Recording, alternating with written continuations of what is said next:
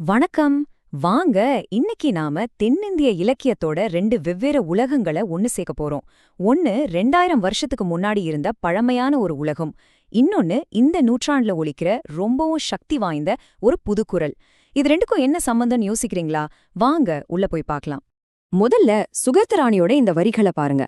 ஒரு சித்திரம் என சட்டமிட்டு உன் வீட்டுச் சுவரில் தொங்கவிடலாம் நீ, திடீர பெருவெள்ளம் என வழிந்து உன்னை கடந்து போவேன் நான். அடடா, என்ன ஒரு வரி! அதாவது, நீங்க என்ன ஒரு சட்டத்துக்குள்ள அடக்க நினைச்சாலும் நான் அதை உடைச்சுக்கிட்டு ஒரு பெருவெள்ளம் மாதிரி உன்னையும் தாண்டி போய்கிட்டே இருப்பேன்னு சொல்லுது இந்த குரல். இதுதான் நம்ம இன்னைக்கு பார்க்க போற விஷயத்தோட மையப்புள்ளி. சரி, நம்மளோட இந்த இலக்கிய பயணத்தை தமிழோட பொற்காலம்னு சொல்ற சங்க காலத்துல இருந்து ஆரம்பிப்போம். சங்க காலம்னா ஏதோ 10-20 வருஷம்னு நினைச்சுக்காதீங்க.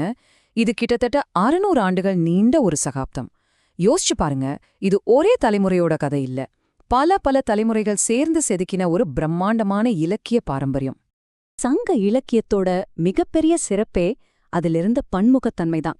அரசர்ல இருந்து ஒரு சாதாரண குடிமகன் வரைக்கும் ஆண்கள் பெண்கள்னு பாகுபாடு இல்லாம சமூகத்தோட எல்லா மட்டத்திலிருந்தும் கவிஞர்கள் உருவாயிருக்காங்க. இதுவே அந்த காலத்துல சமூகம் எவ்வளவு முற்போக்கா இருந்திருக்குன்னு நம்ம காட்டுது இல்லையா? இவ்ளோ பெரிய இலக்கிய உலகம், இத்தனை கவிஞர்கள், ஆனா இது எல்லாமே ரொம்ப எளிமையான, ஆனா அதே சமயம் ரொம்ப ஆழமான ஒரு கட்டமைப்பைச் சுத்தி தான் உருவாக்கப்பட்டிருக்கு. அதுதான் அகம் மற்றும் புறம். சங்க இலக்கியத்தை ரெண்டா பிரிக்கலாம். ஒன்னு அகம், இன்னொன்னு புறம். அகம்னா என்ன? நம்மளோட உள் உலகம், அதாவது காதல், குடும்பம், உறவுகளோட சிக்கல்கள், தனிப்பட்ட உணர்ச்சிகள்னு எல்லாம் இதுக்குள்ள அடங்கும். புறம்னா வெளி உலகம், போர், வீரம், ஒரு மன்னனோட ஆட்சி, சமூகம்னு பொதுவான விஷயங்களை பத்தி பேசுறது. வாழ்க்கையோட எல்லா பக்கத்தையும் கவிதைக்குள்ள கொண்டு வந்த ஒரு அழகான பிரிவினை இது.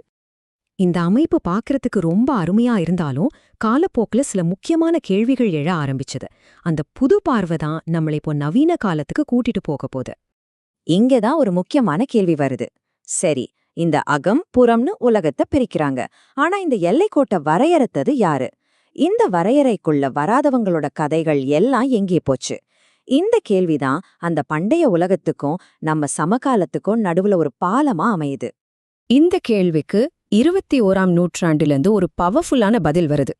ஒரு இலக்கிய இயக்கமே அதுக்கு பதில் சொல்லுது. அதுதான் தலித் பெண்ணிய பார்வை. இந்த தலித் பெண்ணியத்தை புரிஞ்சுக்கிறதுக்கு முன்னாடி தலித்துங்கிற வார்த்தையோட ஆழத்தை நம்ம முதல்ல புரிஞ்சுக்கணும். இது வெறும் ஒரு சமூக அடையாள பெயர் இல்ல.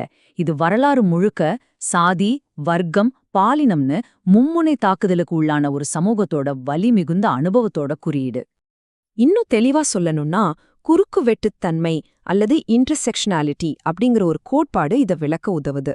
அதாவது, ஒரு தலித் பெண்ணோட அனுபவம் ஒரு தலித் ஆணோட அனுபவத்திலிருந்தும் ஒரு உயர்சாதி பெண்ணோட அனுபவத்திலிருந்தும் ரொம்பவே வித்தியாசமா இருக்கும். ஏன்னா சாதி, வர்க்கம், பாலினம்னு 3 ஒடுக்குமுறைகளும் ஒரே நேரத்துல அவங்க மேல செயல்படுது. இதுல பார்வை கோட்பாடுங்கிறது ரொம்ப முக்கியமான ஒண்ணு. அது என்ன சொல்லுதுன்னா, சமூகத்தோட அதிகார மையத்துல இருக்கிறவங்கள விட விளிம்புல இருக்கிறவங்களுக்கு தான் அந்த சமூகத்தோட உண்மையான முகம் நல்லா தெரியும். ஏன்னா அவங்க அந்த அமைப்புக்குள்ள இருந்தும் கஷ்டப்படுறாங்க, வெளியே இருந்தும் அதை விமர்சன பார்வையோட பாக்குறாங்க. இந்த இரட்டை பார்வைதான் தலித் பெண்களோட எழுத்துக்கு ஒரு தனித்துவமான சக்தியை கொடுக்குது. சரி, இப்போ இந்த எழுத்தாளர்கள் அவங்களோட இந்த ஸ்பெஷலான பார்வையை வச்சு இலக்கியத்தோட அந்த பழைய அகம்புற உலகத்தை எப்படி உடைச்சு புதுசா கட்டுறாங்கன்னு சில உதாரணங்களோட பார்க்கலாம் வாங்க. முதல்ல இவங்களோட எழுத்துல குடும்பங்கிற அமைப்பே தலைகீழா மாறுது. நாம பாரம்பரிய கதைகள்ல பாக்குற மாதிரி இல்லாம, இங்க பெண்கள் தான் குடும்பத்தை வழி நடத்துறாங்க, முக்கியமான முடிவுகளை எடுக்கறாங்க. இதுவே ஒரு அமைதியான புரட்சி தானே இல்லையா?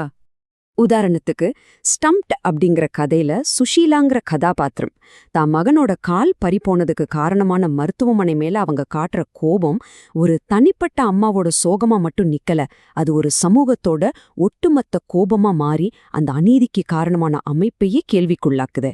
சுகர்த்தராணியோட இந்த வரிகளை பாருங்க, எவ்ளோ வலிமையானது!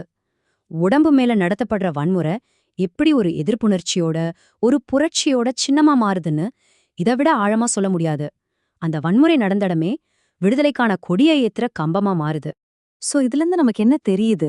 இந்த நவீன எழுத்துக்கள் சங்க இலக்கியம் போட்ட அந்த அகம் புறம்ங்கிற கோட்டையை அழிச்சிடுது. ஒரு பெண்ணோட தனிப்பட்ட வலி அகம் ஒரு சமூக அநீதிக்கு புறம் எதிரான போராட்டமா வெடிக்கும்போது அந்த பழைய எல்லைக்கோடு காணாம போயிடுது. இங்க அகமும் புறமும் ஒண்ணுதான். அப்போ சங்க காலத்தோட கொள்கைகள்ல ஆரம்பிச்சு இந்த நவீன காலத்தோட எதிர்ப்பு வரைக்கும் இலக்கியம் பயணிச்சிருக்கிற இந்த தூரம் இலக்கியத்தை பத்தி நமக்கு என்ன சொல்ல வருது? இலக்கியம்ங்கிறது ஏதோ மியூசியத்துல வச்சிருக்கிற ஒரு பொருள் இல்ல. அது ஒரு உயிருள்ள சக்தி வாய்ந்த கருவி. அது வலிகளை பதிவு பண்ணுது, அதிகாரத்தை எதிர்த்து கேள்வி கேக்குது, கடைசியா விடுதலைக்கான ஒரு பாதையையும் காட்டுது. நாம இந்த பகுதியை முடிக்கிறதுக்கு முன்னாடி ஒரே ஒரு கேள்வியோட உங்களை விட்டுட்டு போறேன். வரலாறு எழுதப்படுது சரி, ஆனா அந்த பேனாவை யார் கையில புடிச்சிருக்கா?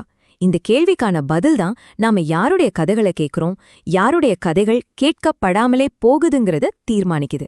யோசிச்சு பாருங்க.